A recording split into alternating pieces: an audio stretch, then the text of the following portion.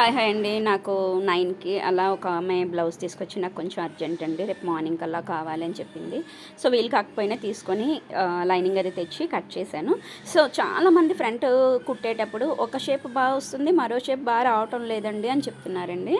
So ఏం లేదండి, చిన్న టిప్ పాటించి మీరు షేప్ వేస్తే కొత్తగా నేర్చుకున్న వాళ్ళ సైతం ఈజీగా చేసుకోవచ్చు. నేను వీడియోలో చూపిస్తున్నట్టు చక్కగా చూస్ చేసుకోండి. షోల్డర్కి ఎప్పుడు ఫ్రంట్ ఎప్పుడు అతికేసి ఎక్స్ట్రా పీసెస్ కట్ చేసిన తర్వాత షోల్డర్ సెంటర్ భాగంలో మనం షేప్ అన్నది ఇలా వేసుకొని, అలాగే హుక్స్ కాజా వేసే సైడ్కి సెంటర్ భాగంలో స్టిచ్ వేసుకుంటే షేప్ అన్నది చాలా పర్ఫెక్ట్గా వస్తుందండి. ఆ రెండు వేసిన తర్వాత చంక దగ్గర డాట్ ఎలా వేయాలి అనేది ఆటోమేటిక్గా ఉగ్గు అన్నది వస్తుంది.